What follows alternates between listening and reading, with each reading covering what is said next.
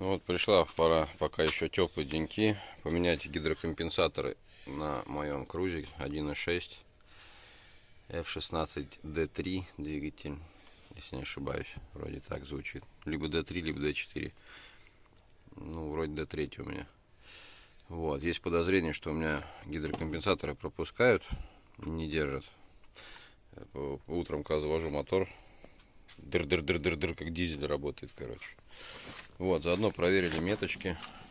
Вот одна. Вот, раз метка, два метка. Ну, можно в середину точки подвести. стоят, вот метка написана. И вот здесь смотри. метка. Вот, и внизу тоже там метка. Точно стоит, видишь? Вниз ключ стоит. Ну, практически точно. На один зуб есть проем где-то. Нет. Вот там, что ли? Нет, вот смотри, иди сюда. Короче, вот такие пироги. Сейчас будем дальше открывать все. Покажу, что как. Заодно сейчас снимем форсуночки и почистим форсуночки на стенде. Посмотрим. Есть подозрение, что немножко подосрались, но плюсом рампу продуем. Это такое ощущение, что там что-то говнеца много. 200 тысяч километров проехали, ни разу не обслуживались. Воткнул форсуночки на стенд. Проверяем давление под четверочку. Где-то 3,8. Проверяем. Распыл хороший везде. Вот. Наливает более-менее ровно тоже везде. Такие пироги. Так что с форсунками вроде все хорошо. Но сейчас все равно помоем еще в ультразвуке вот здесь. И будем устанавливать дальше. Сейчас идет процесс установки меток ГРМ. Заменили все гидрокомпенсаторы. Два у меня было слабо. Один был слабый, один вообще не работал. Поэтому что-то постукивало. Такие пироги. Вот. Ладно, ковыряемся дальше. Вот сейчас запустил тест на протечку, то есть давление держится четверка, импульсы не подаются и форсунки у нас не капают. Ну, то есть говорит о том, что форсунки не текут. Это важный момент. Распыл хороший, наливает ровненько, одна только вот эта чуть-чуть где-то на одно деление не доливает по сравнению с остальными. Вот эти три хорошо льют, одинаково. Одна вот здесь не доливает, где-то одно деление. Ну, у отца на Opel Corsa, когда я мыл форсунки, было то же самое. В принципе, у него движок работает ровно. У меня движок тоже работает ровно, но у меня была проблема в том, что свечные колодцы, вот эти вот, свечные колодцы, прокладка, колечки вот эти пропускали, которые здесь, у меня внутри было масло. Тут вот в одном не было, а в трех было масло. Вот, когда вытаскивали, вот они, видите, в масле все. Вот одна была, остальные вот прям вся в масле. И так далее. То есть вот 3 из 4 в масле. Такие пироги. Короче, смотрим, как будет дальше после сборки. Пока у нас форсуночки. Поставили новую крышку. Правда, не от Chevrolet Cruze. Но она похожа. Единственная разница в том, что вот здесь есть дополнительный вывод, мы его заглушим. Вот этот вот заглушим. Здесь стоит клапан, который туда пускает, а обратно нет. Ну и вот здесь вот идет шланг. У меня он где-то вот здесь выходит. А здесь более толстый шланг выходит на вход до дросселя. Вот это после дросселя заходит, вот этот шланжик на него одевается. А вот это после, ну, до дросселя сюда в шланг. Сейчас поедем шланг купим, оденем, проложим. А так, в принципе, крышка одна и та же, по сути. Поставили новую, потому что старая вся текла, сопливилась. Посмотрим, как это себя покажет. Будет видно, короче.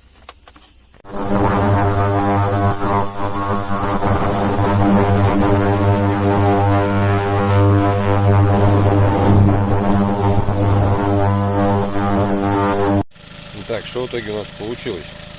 Во-первых, заменили все гидрокомпенсаторы внутри. Поменяли крышку клапанную, потому что она у меня вот здесь вот вся текла и так далее. Поставили другую от Лачетти. Единственная разница, вот этот вот шланг пришлось поменять. У меня здесь заходил вот отсюда, здесь была трубочка. Здесь два лишних канала. Первый заглушили пробкой, второй заглушили шланжиком. Вот. Здесь стоит клапан, у меня он не работал. То есть он в обе стороны продувался, здесь он только выдувает, сюда не попадает. Вот. Значит, что было? Когда мы завели первый раз машину, у меня стучали вот эти два гидрокомпенсатора. Прям жестко и на холодную, и на горячую. Ничего не решалось. То есть, ну, мой помощник, техник, сказал, что покатайся, это пройдет. Я проехался километров, наверное, 150. Стук не ушел. Вот. Что сделали в итоге? В итоге решили пока не влазить механически, не смотреть, что к чему, а именно... Сейчас, секунду, двигатель заглушу. Вот. А именно мы решили добавить присадку в масло. Масло я не менял после переборки двигателя, потому что надо понять, течет, не течет, как бы, чтобы потом, когда залью новое масло, не скрывать. В итоге получилось так, что пока течей никаких не видать, запотеваний тоже. Вот. Значит, залили ликвимоли присадку. Сейчас, если баночку найду, покажу. Вот, баночка. Ликвимоли, долговременная промывка масляной системы.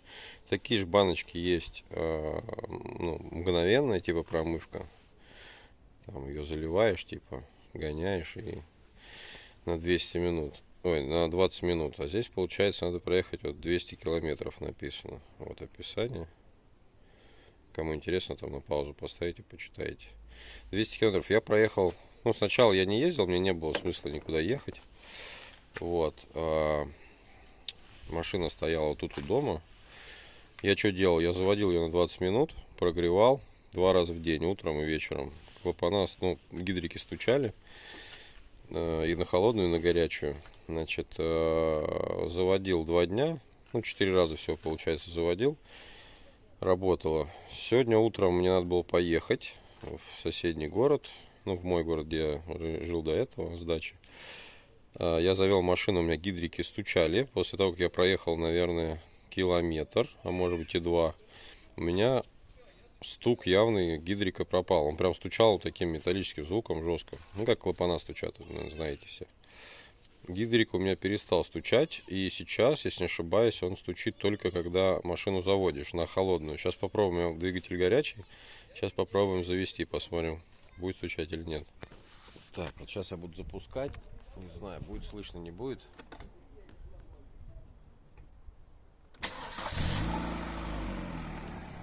Нет, сейчас как раз стука на горячую нет. Вот я проехал 54 километра с момента заливки этой промывки. Ну и 2 раза я гонял. 2 раза я гонял движок на холостых просто. Вот. Ну, стук ушел, что? 200 километров мы доедем, как по инструкции. После этого поедем поменяем маслица. Вот, как-то так. Все вроде нормально.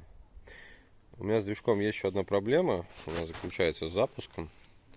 То есть иногда, когда поворачиваешь ключ, начинаешь крутить, у меня происходит как будто замыкание стартера. Но это не замыкание стартера, а такое ощущение, что двигатель пытается в обратную сторону завестись. Происходит компрессионный вот этот удар или как он. То есть, ну, происходит такое, крутит, хлоп, все зависло, и стартер отключается. Из-за этого датчика он чувствует перегрузку. Вот датчик стоит. Чувствует перегрузку и отключает его релюшкой. Потом, когда держишь ключ, если не отпускать ключ на старт, он опять включается, опять начинает крутить, ну там опять такое и все, и как бы останавливается. С чем это связано, не знаю. Зажигание выставлено идеально, метки мы проверяли, все хорошо, форсунки мытые. То есть внутрь я лезть не хочу, потому что все нормально. Я думаю, что проблема в электронике. А именно у меня была проблема с питанием мозгов вот здесь.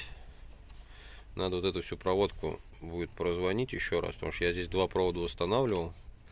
Надо проверить, может быть, за год с того момента, как я его восстанавливал, у меня там опять этот подгнил контактик, потому что он от самого корня отгнил прямо от фишки, и я его запаял. Но не факт, что он запаялся, как говорится. Короче, вот такие пироги. Очень надеюсь, что моя проблемка с дизелением ушла. Движок вроде не дизелит. Сейчас, по крайней мере. Но еще понаблюдаем. То есть всего 50 километров проехал. Пусть помоется, почистится. Заменим масло. Я, наверное, досниму маленький сюжетик. Как он работает после замены масла. Как заводится на холодную, на горячую. И тогда выпустим ролик. Так, а вот у нас старые гидрики, которые мы сняли. Это упаковочки от новых гидриков. Вот, собственно, старые гидрики. Сейчас мы посмотрим, как они выглядят. Что с ними не так. Вот это старая крышка.